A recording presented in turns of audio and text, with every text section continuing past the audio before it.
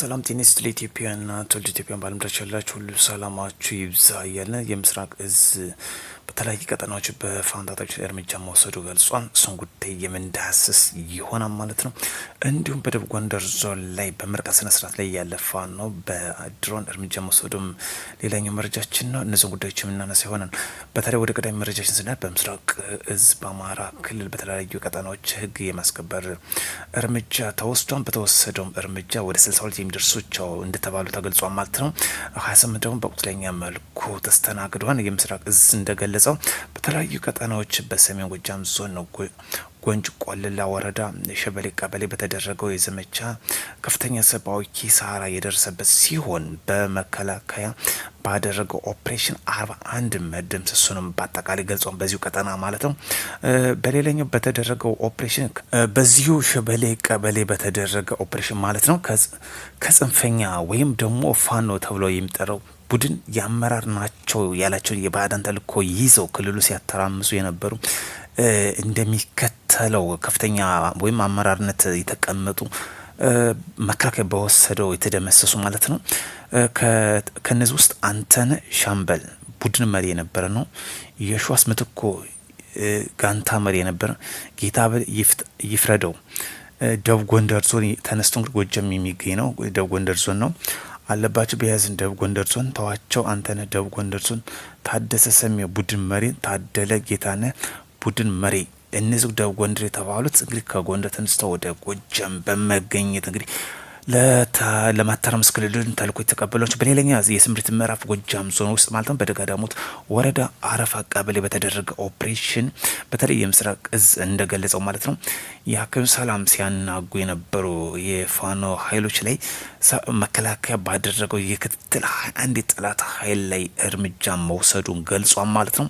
በሰሜን ጎጃም ከገርጨጭ በመነሳት ወደ ሐሙሲትና ፈረስ ቤት ተብሎ በሚታወቅ አቅጣጫ ስልታዊ እንቅስቃሴ ያደረገው ጥምር ጦር በፈረስ ቤት ላይ የፋኖ ታጣቂዎች ዋና የሚባሉትን ጨምሮ እርምጃ ተወሰደ። ከነዚህ ውስጥ ትእዛዙ አለምነህ ገደፈው፣ ወርቁ አማረ ገደፈው እነዚህን ጨምሮ ወንድማማቹን ጨምሮ ማለት ነው እርምጃ እንደተወሰደ ገልጿል። በተለይ የምስራቅ እዝ እንደገለጸው መከላከያ እንግዲህ በሰራዊት በተሰማራባቸው የግዳጅ ቀጠኖች ሁሉ በጠላት ላይ የሚያሳርፍባቸው ጠንካራ ምት ሰላም አፍራሹን ኃይል መቋቋም እየተሳነው እርስ በርሱ እንግዲህ የተፈረካከሰ ሲሆን ሰራዊታችንም ከክልሉ የጸጥታ አካላት ጋር በመሆን ቀጠናውን እንግዲህ ከተደበቀበት አደጋ እንዲወጣ የሚያደርጋቸውን የተቀናጀ ኦፕሬሽን አጠናክሮ እንደሚቀጥል ገልጿል ማለት ነው። እጅግ በሚገርም ሁኔታ ሌላኛው እጅግ በሚገርም ጀነራል አምዳን ደጋሎ እንግዲህ በኤርትራ ላይ እርምጃ እንደሚወስዷን ይህን ያለበት ደግሞ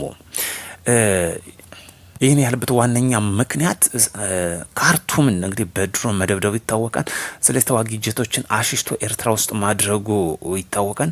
በዚህ ምክንያት እንግዲህ ኤርትራ አኮብኩቦ ቀጥታ እንግዲህ በተለይ ጀነራል ሀምዳሉ ደጋሉ የሚቆጣጠራቸው ዳርፉርና ኮርዶቫን ተብለው የሚታወቁት ቀጠኖች በደቡብ ሱዳን ማለት ነው። በነዚህ ላይ እንግዲህ ጥቃት እየፈጸመ የሚገኘው ከኤርትራ ወይም አስመራ ተነስቶ እንግዲህ በዳርፉርና ኮርዶቫን ተብለው በሚታወቁት ጀነራል አምዳን ደጋሉ ተቆጣጣሪዎች በሚገኘው እንግዲህ መንደርደሪያነት እየተጠቀሙባት የሚገኘው ተዋጊ ጀቶች ኤርትራን ነው። ስለዚህ ቀጥታ ኤርትራን ያነጣጠረ በድሮን እርምጃ እንደሚወስድ ገልጿል ማለት ነው። በተለይ ይህ የሚመራው ቡድን በጀነራል አምዳሉ ማለት ነው በድሮን የካበተ መሆኑ ይገለጻል። ለዚህ ነው እንግዲህ ከካርቱም የሚገኙትን ዋና መዲናዋ የሚገኙ ተዋጊ ጀቶችን ቀጥታ ወደ ኤርትራ እንዲያኮበል የተደረገው። ስለዚህ ጀነራል አምዳሉም ለዚህ ጠላታችን ኤርትራ ነች በማለት ቀጥታ የድሮን ጥቃት ያነጣጠረ በኤርትራ ላይ ወይም ደግሞ አስመራ ላይ እንደሚያደርግ ገልጿል ማለት ነው። ይህ ፈጥኖ ደራሽ ተብሎ የሚታወቁ በዋነኝነት የሚቆጣጠራቸው የኮርዶቫንና ዳርፉር ተብሎ የሚታወቁ የደቡብ ሱዳን ክፍል ነው። ስለዚህ ሱዳን አሁን በአሁኑ ሰዓት በሁለት ክንፍ እየተዳደረች ይገኛል። ለዚህ ደግሞ አንዱ ፈጥኖ ደራሽ ነው። ይህ ደግሞ እንግዲህ ኤርትራን እንግዲህ እንደ ዋነኛት ባላንጣ እየተመለከተ ይገኛል ማለት ነው። ይሄ አንድ ዋና ትልቁ የሚጠቅመን ለኛ ለሀገራችን ኤርትራ በቀኝ በግራም አጣቢ ውስጥ እየገባች መሆኑ የሚያመለክት ነው ጉዳይ መሆኑ ነው። ሌላኛው በደቡብ ጎንደር ዞን ጋይንት አካባቢ የፋኖ ምርቃን ስነ ስርዓት ላይ በላይነሽ አመዴ በክብር ተገኝታ የመክፈቻ ንግግር አድርጋላቸዋል የተባለ መረጃው እየወጣ ይገኛል። ስለዚህ ከፍተኛ ኪሳራ ሳያስተናግድ እንዳልቀረ መረጃው እየወጣ ነው። እሱን እንግዲህ ተጨባጭ መረጃ ሲደርሰን አጠናክረን የምንመለስበት ጉዳይ ይሆናል ማለት ነው። ውድ ቻናል ተከታታዮች ለዚህ ሁሉ እንግዲህ ሰላም ይቅደም። ከጦርነት የምናመጣው ትርፍ የለም። በሰላም እንግዲህ ተስማምተን ሀገራችን ብናለማ ትልቁ የሚጠቅመን ጉዳይ ነው። ምክንያቱም ሰሞኑን እንግዲህ ህግ ማስከበር ዘመቻ መከላከያ በወሰደው አለሙ ገብሩ የሚባለው የነምሪ ወዳጅ ማን ቀኝ እጅ ሰው የሚታወቀው ዋሴ ጫኔ ከክፍለ ጦር ዋና አዛዥ የነበረው እነ ኤርሚያስ እነፍረው እነዚህ ዋና ቁልፍ ሰዎች የሚባሉት ነው ህግ የማስከበር ዘመቻው መከላከያ በወሰዱ የተሰናበቱት። ስለዚህ ከጦርነት የምናመጣው ትርፍ ስለሌለ ወደ ሰላም ፊታችን እናዙር። መንግስትም ህግ የማስከበር ዘመቻውን ከጊዜ ወደ ጊዜ እያጠናከረ እየወሰደ ይገኛል። አንዳንዴ ለቀቅ ሲያደርግ ተቆጣጠርን ይላሉ። ለምሳሌ በበርካታ አቅጣጫ ሰርቻለሁኝ። የሆነ ጊዜ መራዊ ወረዳ ከተማ መከላከያ ለቆ በወጣበት ጊዜ ፋኖች ገብቶ ነበር። እንደ ከፍተኛ ፖለቲካ ሴራ የተሰራበት ፋኖ ሙሉ በሙሉ የወረዳውን የሰሜን ሜጫ ወረዳ ከተማ ተቆጣጠረ ተብሎ ተመልሶ ሲገቡ ይወጣሉ። ይሄ ነው በቃ ትግሉ የሚያመላክተው ጉዳይ። ስለዚህ ውድ ቻናል ቤተሰቦች ለሰላም ቅድሚያ እንስጥ። አዲስ የሆናችሁ ሰብስክራይብ፣ ቤተሰብ የሆናችሁ ላይክ በማድረግ ብትጀምሩ መልካም ነው እላለሁኝ።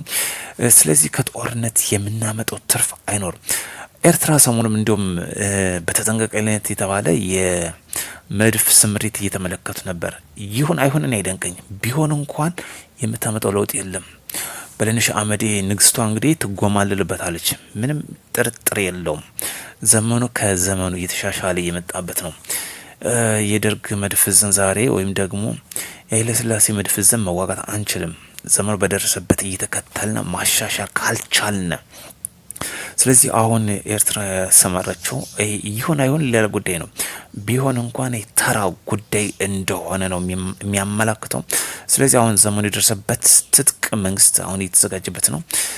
ሱ-35 እና እንደዚህም ድሮኖች አሁን መንግስት የታጠቀበት የሚገኝ ጉዳይ። ይሄ ደግሞ በእጅጉ የአየር ኃይሉን የበላይነት እንግዲህ እዛ ኢትዮጵያ እንደምታጠናቀቅ ሙሉ እምነት ተጥሎበታል። ለዚህ ደግሞ በበርካታ የትጥቅ ደረጃዎች ላይ እንደደርሰ የሚያመላክት ነው። ስለዚህ ውድ ቻናል ቤተሰብ ተከታታዮች በሌላ መረጃ ተመልሰን እስክንገናኝ መልካም ሙሉ እንዲሆንላችሁ ከወዲሁ ተመኘው።